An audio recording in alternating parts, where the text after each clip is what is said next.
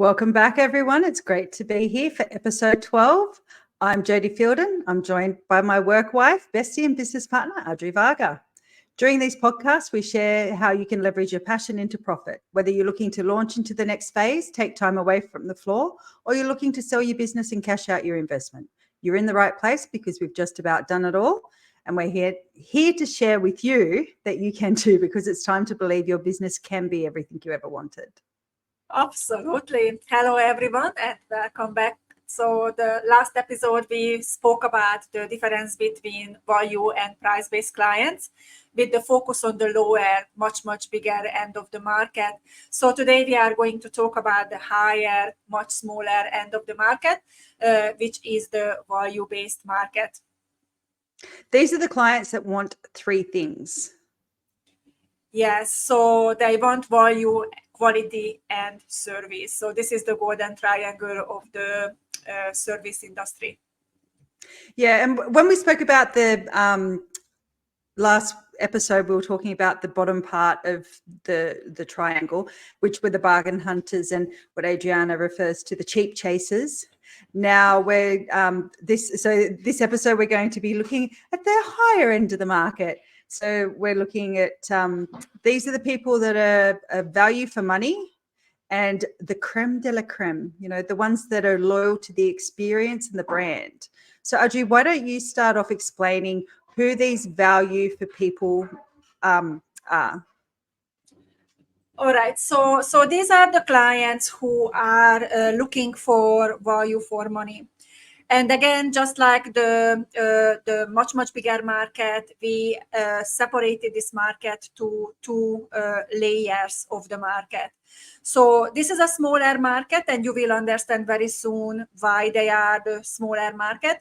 These are as Jodie mentioned, these are the cream de la cream, the people who are looking for value for money. These people are prioritizing the service, so they are looking for a value-based service for the money what they are paying. They know what they want, and they are very happy to pay a higher price to get what they want. Also, they do expect to have the service meet the price, and they will remain loyal as long as they get the value for money. They will leave if they don't get what they are paying for, and they do give feedback and let you rectify if you make any mistakes. They do support your business, and they refer you to their friends. Yeah, look, these ones are an interesting. They can sort of transition when they're in this area as well. You can have. There's a funny couple. We'll talk about that a little bit later, but I guess these are the clients that they may not have the deepest pockets, but they're definitely going to prioritize where they spend their money. There's people that do have deep pockets in here as well, but this is, I think, the mindset where you can't assume what someone is able to afford, because yes. if personally, I love shoes and bags, and I don't really value my hair as much as someone else would value their hair more than they care about what shoes they've got on their feet, so I will save up to buy the shoes that I want rather than just going and buying what I can afford. I will prioritize, and that's where I choose to spend my money. So I think also that the mindset about don't make assumptions, it's a tricky one, isn't it? Yeah, because these people, they either prioritize look and beauty, or they prioritize health for the wellness industry. And that is a very easy example for, say, of the wellness industry.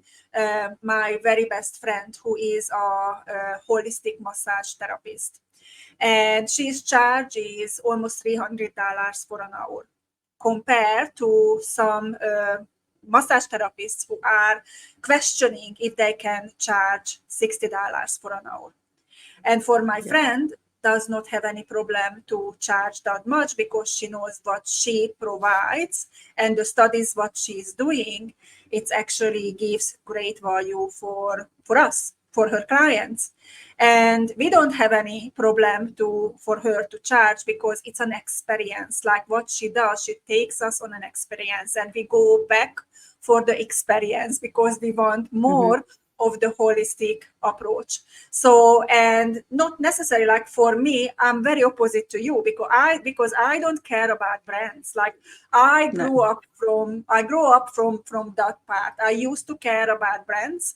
I grew up in Hungary, and we basically, if we wanted something, I remember my first Nike shoes. Yeah, my first nice Nike shoes. I saved 2 months worth of wage. Literally didn't eat. But I wanted that Nike shoes. And I kept that shoes for over 10 years. I was very, very careful with it. And then I started to grow up, and for me, everything has changed. My health is my priority, and my mindset and my mental well-being. And so I'm attracted to, say, like my friend Sylvia, who does these beautiful massages and holistic service. When it comes to facial, I'm attracted to all those holistic things. But it really, like you cannot really assume, as you just said, that who is going to be in this pocket of the market. Yeah, because it's not about how rich you are, it's about what you prioritize, especially in this part. So it's coming into that smaller area of the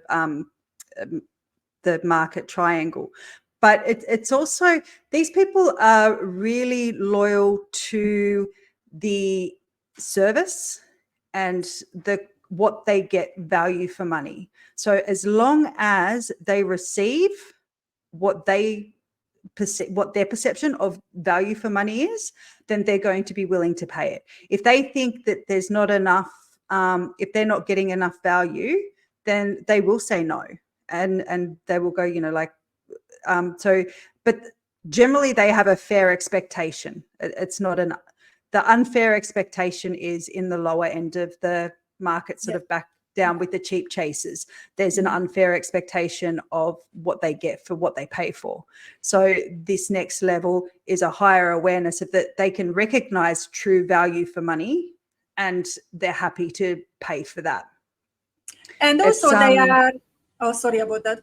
I thought you it's all right. We're having all sorts of funny, there's lots of wind today. So we're lagging and we're talking over the top of each other, and we've got dogs getting in under our feet trying to run away from, well, I do. Rosie's trying to run away from the wind.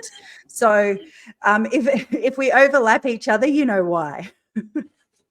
Yes. So what I wanted to mention, because it's very important over here too, that these clients, the mindset is very, very different from the bigger, the price value, the price-based market, because these clients, they do give us feedback, and they do give us feedback in a proper way. It is they understand the value of feedback, and as you mentioned, it's all about fairness. So they communicate with us, if they are not happy before they leave. That's most of the time. Yeah. Or if you follow the lost clients, and if you recognize that someone didn't come back in the last 3 months, and you call them and you ask for feedback, most of the time they are pretty happy to give you feedback, and not the nasty feedback. It's just it's just giving you the reason. The fertilizer feedback. This is the fertilizer feedback, right? This is the one, but even if you can't make it right for those clients to come back, this is when you're going to take it very seriously, and you're going to implement strategy around it in your business, so it's never going to happen again. But again, if you don't have a method, how are you going to follow lost clients, and how long does it take until a client's going to become a lost client, then you're never going to understand why they are leaving. Because if we don't do this, what will happen? 6 months down, 9 months down, you just realize, I didn't see Katie for such a long time. Then you go to the computer, you look up, and it was over 9 months. It's too late, like Kate is already living her life somewhere else, and it's just really bad for us that we didn't. I think and for clients like that, it's more offensive for someone to like call or contact them after 9 or 10 months, like a year. They find that more offensive than like if it's say 3 or 4 months.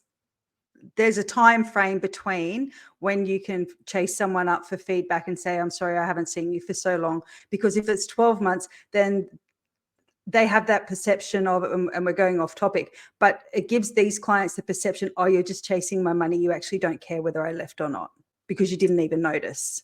Yeah, and it's different for different industries, and it's a different time frame for not even just different industries, but within industry, the same industry for different businesses. On the services and depending on the service. I'm just kind of thinking of hair or, like Pilates or something like that. Sorry, I wasn't clear about who I was referring to then. Within our sort of hair, beauty and wellness, unless it's an annual, they only have the service annually anyway. So use a bit of common sense. But if you leave it too long, these clients are going to see through you asking for that feedback because it's not genuine. Their perception is it's not genuine. But then again, like it's the mindset of the business owners, because this is a very hard thing when we are working with business owners and we getting into the subject of, all right, who are you lost clients? How much money you are really losing? Are we going to go about it? This is when it's almost like half in between poverty and prosperity mindset. Still, is that transitioned? This is when they say, I don't really want to call them. Can I just send an SMS? And look, like sending an SMS is better than doing nothing. But then how are you going to really get the good information out from it, what you really want?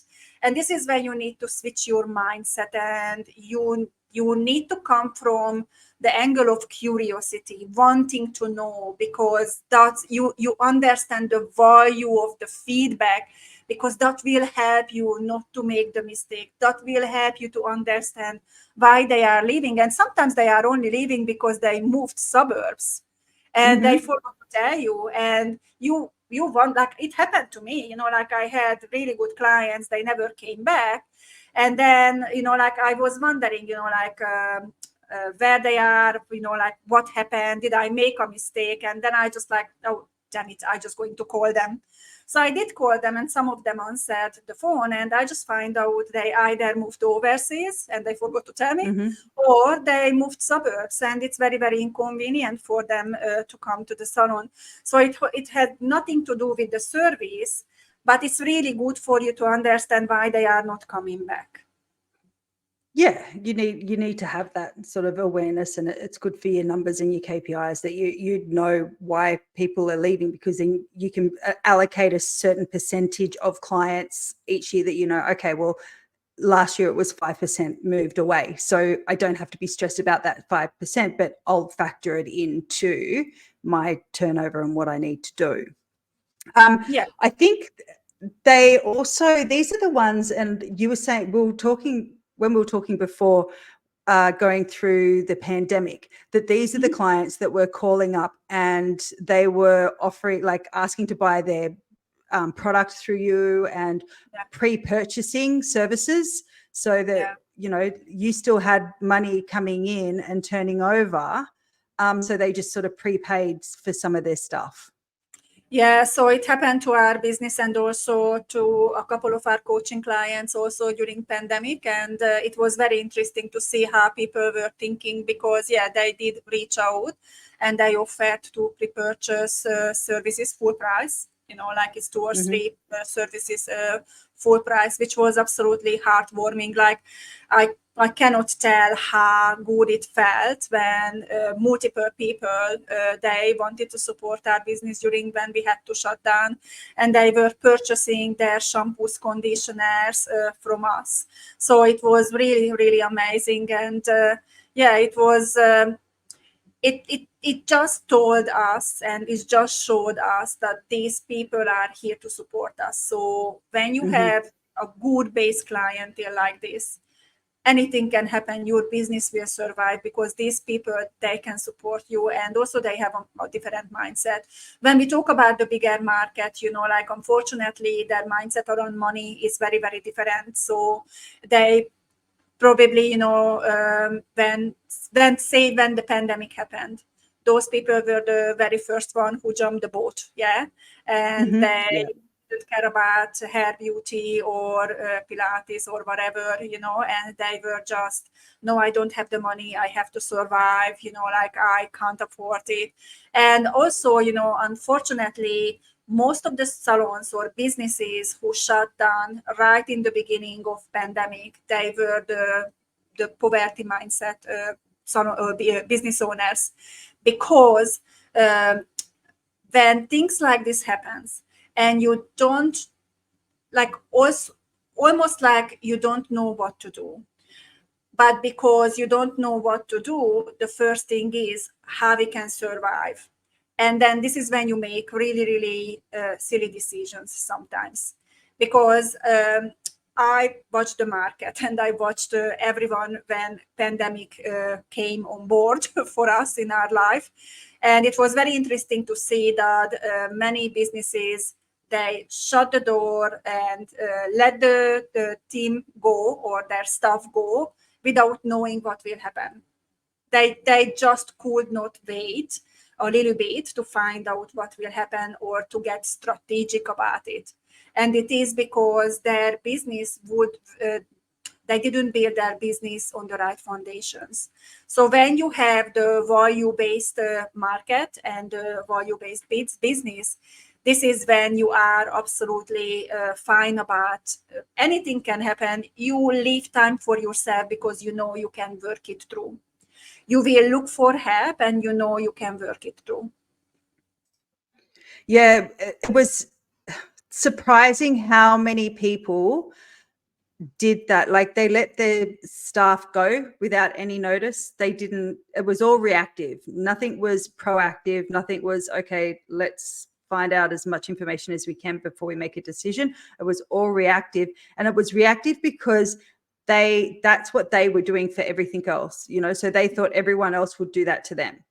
And it actually reminds me of, like, when we were talking before about the Groupon thing, like about the industry panicking about being devalued by the Groupon. And later on it was, thought about it, and especially when we pulled out of it, it's like, I'm not going to devalue my services or my staff or demean them and things like that. So, and the industry will come back, because it does. It ebbs and flows. It goes up and it goes down. Like, it's constantly moving and changing. It's either on its way up or, again, recession, and it comes back down. And we are heading into, especially over in the States, and that it's and the UK, it is very tight with money, and a lot of people are doing that whole panic of, like, shutting up or doing just straight away all the discount hunters and the cheap chasers. I'm trying to remember the nicknames we've given them. Those two are the ones that are the first ones to stop spending, whereas the other guys, they may stretch out in between having services, like in the value part, because they might be saving up their money, so they just have to save a little bit longer or make it stretch a little bit further, but they're still going to have that service. They're not going to be running out to go and get for a hair and beauty. They're not going to go down to the bargain basement or the chemist and start using their products. They're going to make their good stuff last longer and still buy their good stuff. So, I think that's important. And what I noticed with this part of the market also, that just thinking about our clients, or like my past clients, basically, what is it true for these people also? They are quite good with finances and money. Mm-hmm. So what I noticed, like most of them, they have savings, like they have pretty stable background, and yeah, it's like it's still relevant that they choose where they spend their money. Not everything is important for them. Not everything is value for them. But what I noticed is also that they are pretty comfortable with what they are what they have. And yeah, like when it comes to pandemic and all these economic challenges, most of the people, most of us, we can feel it. And it depends, like how your financials are. I totally agree with you. These clients maximum going to stretch it out, but they still going to support your business. Exactly. And they're loyal. So when we're talking about the loyalty of the client, that's that they're loyal to the value for money, and they're loyal to the results rather than, a brand name kind of loyalty for the stigma or whatever. It's more about, as long as it gives me what I want, I'm going to stay there with it. So that leads us into the very top. So these are going to be our image-based clients. So and this is where it really comes into the mix, that to serve the best, you must be the best. And an image-based client, they're there for that high-end experience, 5-star luxury. That's their priority. It doesn't. There may be things that they don't like about it, but it's the image and that whole experience, and they like feeling that it's only them that can get in there. Yes. They're in a very special little club of their own. Yeah, I call them, like these are the clients, which are representing, the cherry on the top of the cake, like these are those little unique clients, and they are absolutely loyal to the brand and the image and for all the service, like top of the service, 5-star, and they go there for the absolute experience. So, and they have really, really high expectations, and you need to cater for those high expectations. And these are the ones that you must exceed. These are the ones that you must exceed. They have high expectations, but they quietly expect you to exceed their high expectations. For them to be wowed or impressed, you actually really have to go above and beyond and exceed. Yeah, but in the same time, they understand the price. So they don't have any problem to pay absolute high price for the service. They don't care what the price is. No. And when we were preparing to this podcast, I was mentioning to it was one of my clients. It was a lawyer, and she had plastic surgery, and she called me. I don't know, like a week or 2 weeks after. I don't know anything about plastic surgery, but like whenever she was ready for her hair, and she asked me if I would open the salon privately just for her on a Sunday. And I told to her yes, and the price was over $1,000. So, and she was not questioning or anything, because what she wanted privacy. She didn't wanted anyone to see her in the salon or question why her face is swollen or whatever. And we just did a normal color service, color cut and blow dry, what would have cost for her that time around $300. And I charged for her over $1,000. I can't remember how much it was. It was without question. So it was, and this is when they have the expectation, but they are fair about it. They know that they will pay for those expectations. But you brought up another example when it was someone asked you to do 2 blow dries, and your price was. Yeah. So I was asked a couple of months ago to look after my girlfriend's clients when she came down to a wedding, and all they want is a simple blow dry, 2 blow dries, a mother and daughter. And I'm retired from the floor. Like, I don't do hair anymore. And I just said, oh, no. And she said, please, can you do this as a favor? And I said, fine. I said, $300 a head and I'll do it. She said, yes. So $600, much to my dismay, now I have to do it. But I thought, you know, I priced it so that it was ridiculous. But they were, no, we want you to do it. And so they're happy for 2 blow dries. And that's not even the shampoo or anything. It's just the blow dry. Yes, absolutely. So and people are willing. It's exactly the same for Pilates studio owners, you know, or Pilates instructors, you know, like when you are so good, when people are going to choose you to look after the body, or they invite you to come to my home, in my gym, in my home gym. I want you to, you know, to give me a private session. You are not going to do it for as much money as someone would go to your studio in your trading hours. So then you need to have a price for those clients. And an average person wouldn't even think about, you know, to ask a Pilates instructor to come to their home. Most of us, we don't even have a gym at home. Not like Jodie, who has a gym at home. So I was about to say, I have had the and you have the instructor who comes to your home. I know. And I have the instructor.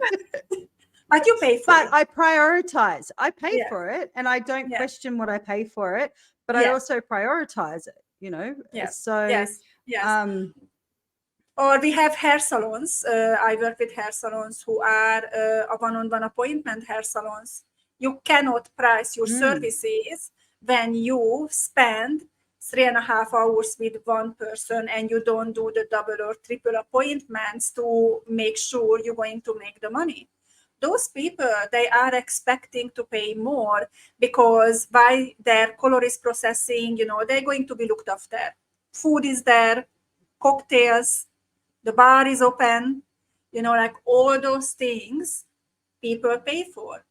So this is when person who has limiting beliefs about money cannot even imagine, how am I going to attract those clients? And while you have that mindset, you won't be able to attract those clients, because this is a mindset matching with a mindset. Yes, it is. And it's surprising how there is a very big, that's why there's such a big difference between the bottom and the top, that there's a small pool of people up in the top and the bigger pool of people down in the bottom.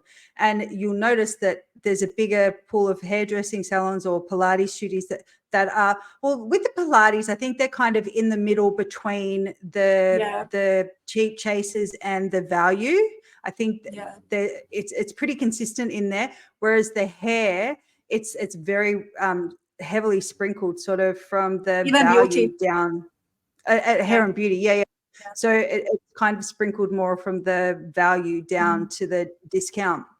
And so both that industry, it's very hard to change their mindset about it. It takes a lot of work for someone. And I think that person has to go along a journey of insight and their perception changing. And if you're listening and you actually feel like you would like to learn more about it and have more of a perception, we're actually having our pricing retreat, and we've got a really cool video that you can watch to learn more about it as well. So I'll give you that information a little bit later.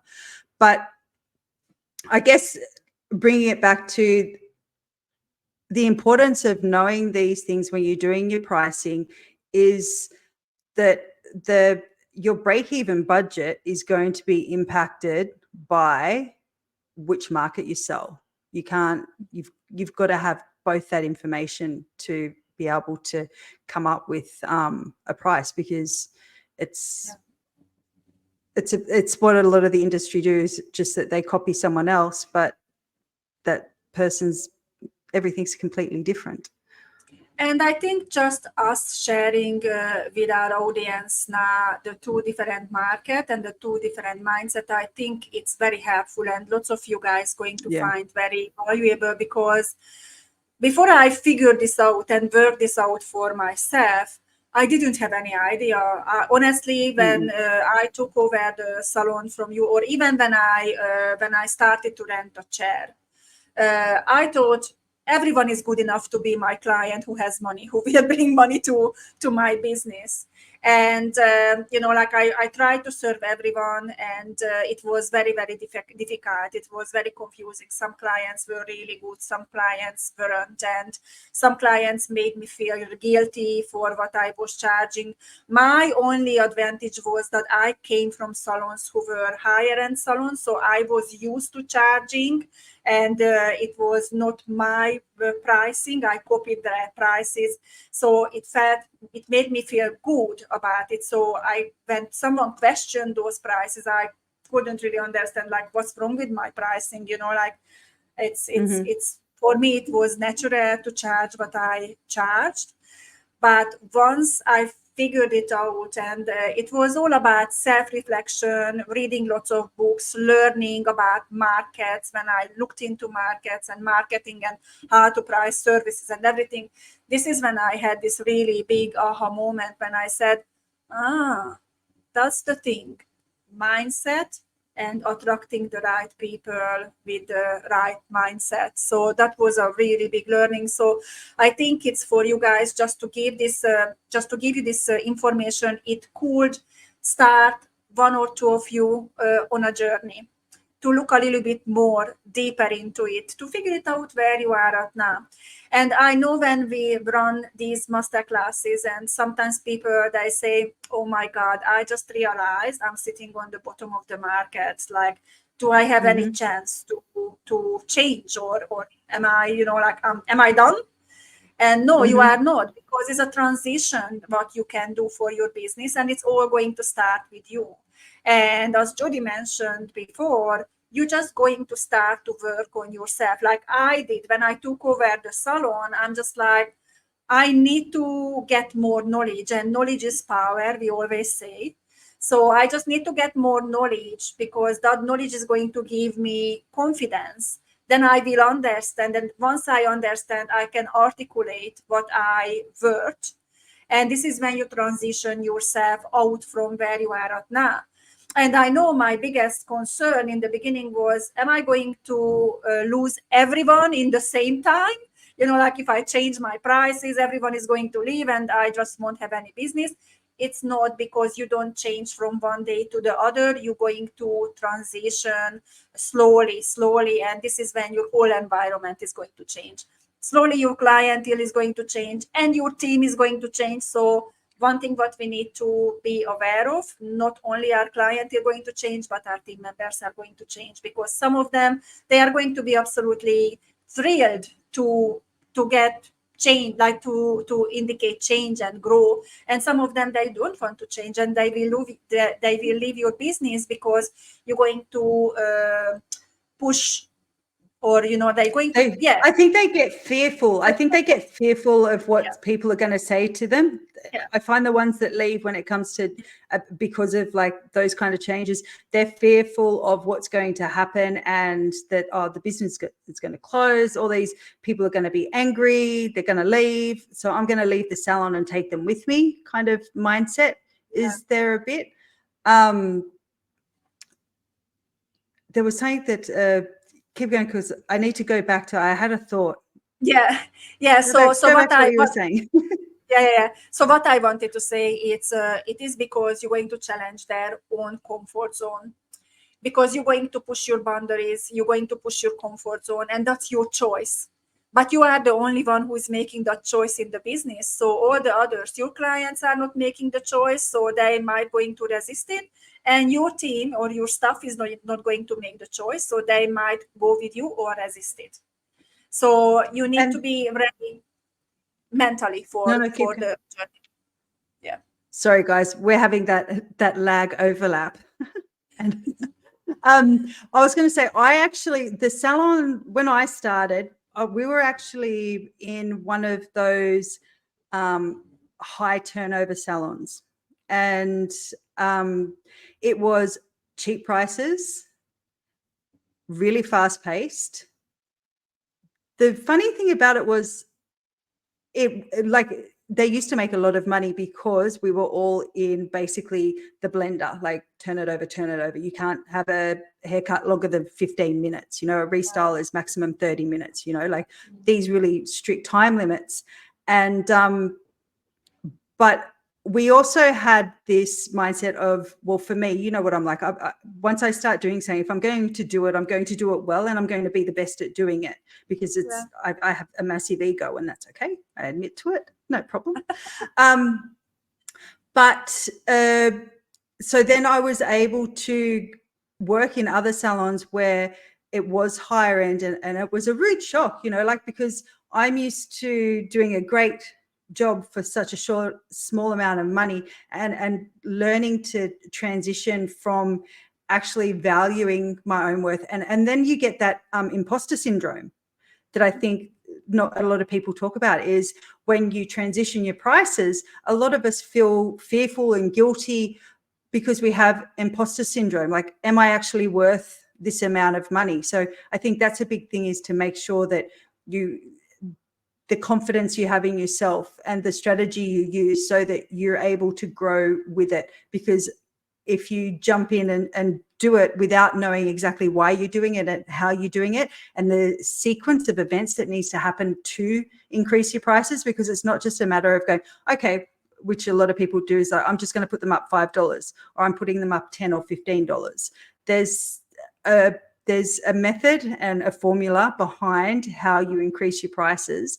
And if you go through that process and you have that knowledge that you were talking about, you know, like, knowledge is power, and you know exactly why you're charging, that gives you the validation so that you don't have imposter syndrome. Because that was the biggest thing, was like, oh my gosh, you know, like, I'm charging these big prices now, but, oh, am I good enough? Luckily, I got over that pretty quickly. But it for a lot of people that don't, you know, they really have a hard time validating why they're charging what they're charging. Yeah, and also what happens, obviously, over time, we become better, quicker, faster. And because we do it faster, we think we shouldn't charge what is worth, because you can do a really amazing fringe trim in 5 minutes, and it used to take for you 25 minutes to do when you started. And you don't value your knowledge, because you go back, oh, it's only 5 minutes, how am I going to charge, you know, like $45 for a fringe trim, then how am I going to explain to my client, you know, like, this is only a five minutes thing. And this is when you really need to look into how you're going to set up your prices, your services, and everything else. Because it's taken you 25, like you said, it's taken 25 years to be able to do a good fringe. I've got to say, just sideways, fringe trims are the hardest. They're my nemesis. They're the hardest thing. Hairdressers don't value the skill, and people, the public, don't value the skill it is required to do a fringe trim that doesn't look like your mum's hacked it from the kitchen scissors. Yeah, it's absolutely true. And that 5 minutes, what we take when we have so much experience, is really so much learning. And yeah, fringe is not an easy thing. It's almost like the eyebrow when it comes to beauty. Mm-hmm. People don't value a good eyebrow until someone stuff it up for stuff, like they don't, until someone gives you a bad eyebrow.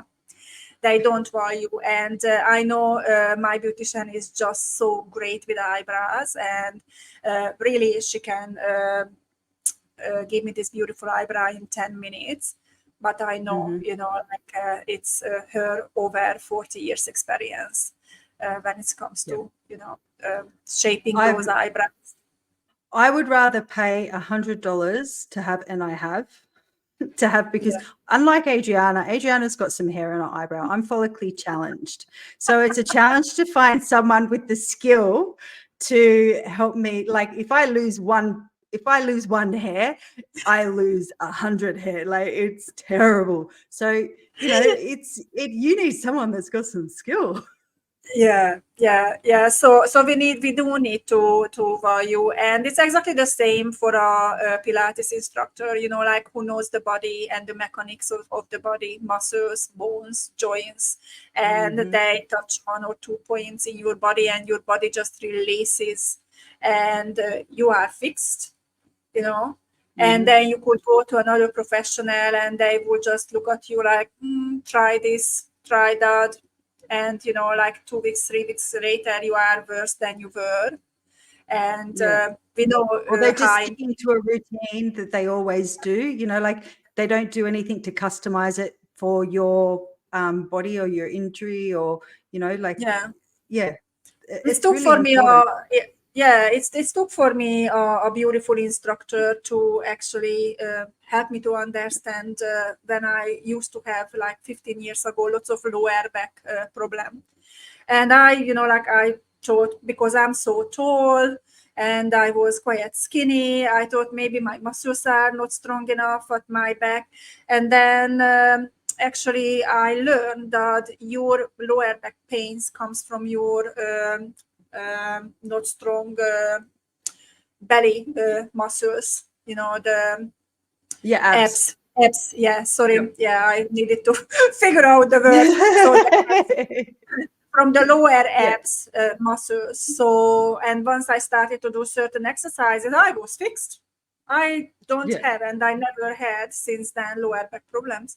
So these are the things which are value for money, because I want my body to fix. I want to go to a professional. And honestly, most of the time when you pay for someone to say fix you in one go, and you pay $500 for that, or you go to someone for 12 weeks and you are still not fixed, at the end of the day you pay more. You've in paid money more because you might be and you time. might be paying $60 each time or $30 each time, but you've been to them 20 times, and all of a sudden you've paid 3 times more and don't have a result. So it's very and then you know what, it's not a compliment, and we always try and tell people this, it's not a compliment if someone says you are so amazing and so affordable. That's not a compliment, guys. I used to take as a compliment, and then I learned that this is actually not a compliment.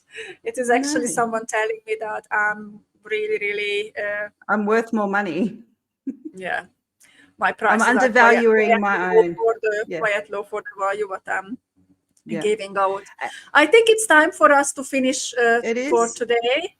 Did you want to say something else? I'm sorry, I feel like I did cut you. No, that's all right. No, I was just going to do a reminder that we do have the Pricing Nexus coming up, and that's our retreat that we do. It is all virtual.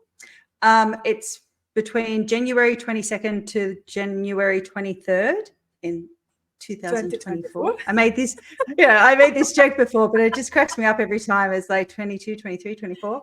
And then we've got in February 26 and 27. So I'm not sure what happened to 25. Apparently 25 has been forgotten. But so instead of confusing everyone now with numbers, so January 22nd to 23rd, so 2 days online, we will be recording everything. So if you miss part of the retreat, you get called away. The time zones are completely out for you, which is fine, because we are having people join us from the UK, USA, and New Zealand. God, love our little friends across the water.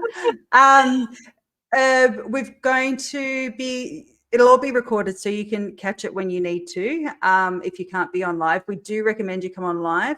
Now, if you do catch in the recordings, Adriana is going to be giving you tasks and teachings, and we're going to ask you to submit them so that we can pick a few out for review. And Adriana will give you feedback and use those as examples for everyone. It will be anonymous. We don't have to tell anyone whose it is, but as you tell us it's okay to use yours, and we'll give the feedback. So there's 5 things we'll be doing. Reviewing your true break even. Why do we need to know that, Adriana? Well, that's going to be the first step for pricing. Are you testing me? Yeah. I'm doing a game show now. We're going to be looking at what's profitable and what's not, and what do we do? Yeah. We're going to, I'm counting off my fingers. Then we will go through and calculate your prices. So we're doing it for both the wellness, so studio owners, Pilates, yoga, physio, like any, what's Neil? Sports physiologists, personal Yes. trainers, anyone that's doing those, the services for the hours. And we will base that on your break-even budget, and that's why we need to do your budget so that we know how much you need to make and then can add on the profit. We will be looking at outside of the box offers and also how to communicate, like overcome objection handling, and a little bit of offering different ideas. And lastly, the most important thing is how to implement your new pricing strategy, what to do, when to do, and how to do. Do you want to add some more? No, this is basically our promises for you, that if you do everything what we ask you to prepare, and then you're going to everything on the 2 days retreat, you're going to walk away with your full service and price list and the confidence how to communicate, how to implement. You're going to have the strategies. And also we're going to talk about what to do with those services which are not profitable, because that's a big question. Sometimes we find out that some services are not profitable whatsoever. So what we are going to do about it? And we're going to give you strategy around that one too. So if you put this if you put your full effort into these 2 days, what you will receive the confidence that you will know why you are charging what you are charging, and you will know that you are profitable and how profitable you are. And once you have this basic element for your business, then this calculator is always going to be there for you. Your break even is always going to be there for you, so you can review your pricing and break evens twice a year, once a year, and you will know exactly how to calculate your pricing when your break even is changing. And you will know how much you should charge extra, because that's the problem, like when people are asking, like, oh, do you think it's enough if I just put $5 on top of each service? And my question is, like, when you try to put $5 or $10, then $5 on a $15 service is much higher than $5 on a $250 service. Like, how is it fair, and what is the logic behind? So when it comes to pricing, you cannot based on I just going to put my prices at $5 for each service. It doesn't make sense. No, it doesn't. And so that's why it's important to, and this is the difference between big corporations and companies and profitable businesses, is that they use numbers and logic. They use knowledge and they use strategy. They don't just guesstimate. Everyone guesstimates. And before, in the leading into the retreat, we will be sending you out your break-even budget to begin working on, so that you can come to the retreat prepared and ready to jump straight into the lessons. And if you don't use exact numbers, if you don't use true numbers, and so we're talking, it's $50 it's about $50 a month for the rubbish removal, or I'm putting $100 worth of petrol in the car. No, you're not. You need to use your true prices and your true budget, and really be very honest with yourself about where you're spending your money. I think this is the hard part. I think there's a lot of things that we spend money on that we don't want to think about. I know I do. We all do.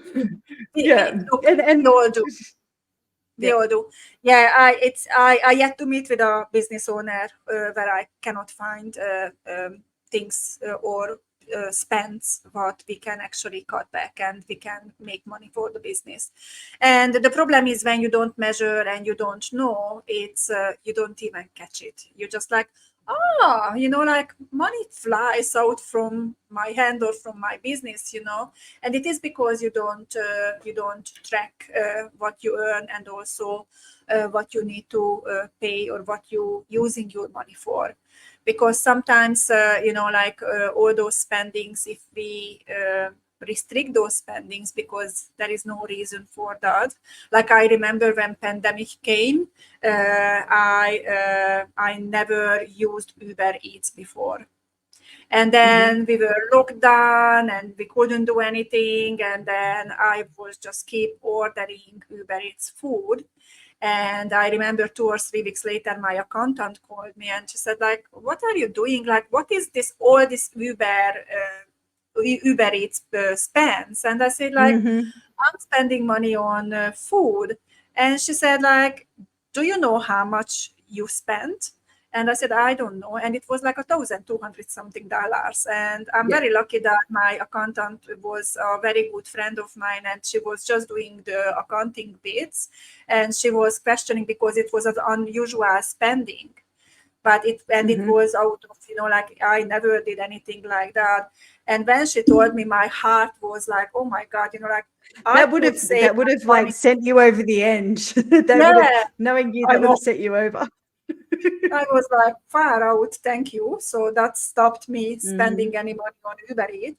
But, like we don't even realize what we are spending our money for, it's just, no. Especially when we have the business, when people pay sometimes cash, and then you just like, you think you spent $10 and who knows, you maybe spent 200. Yes. And the sneaky little apps and subscriptions. Those, especially with Bryn, because Bryn is often coming and giving me the iPad to like buy an app or something, and it says free, so I go, yeah, all right. I don't read it properly to go, oh, it's free for 30 days, and then all of a sudden when we because we had to do a remortgage, and we had a look, and I'm like, there is a lot of money in US dollars coming out of the bank account on, like, what are these charges? And once I went through and had a look, I was even, like just the difference in our dollar between America and here. If you're not watching that difference. All right, we've waffled on and we've gone over time. Yes. Is there anything, so the retreat link has been going across down the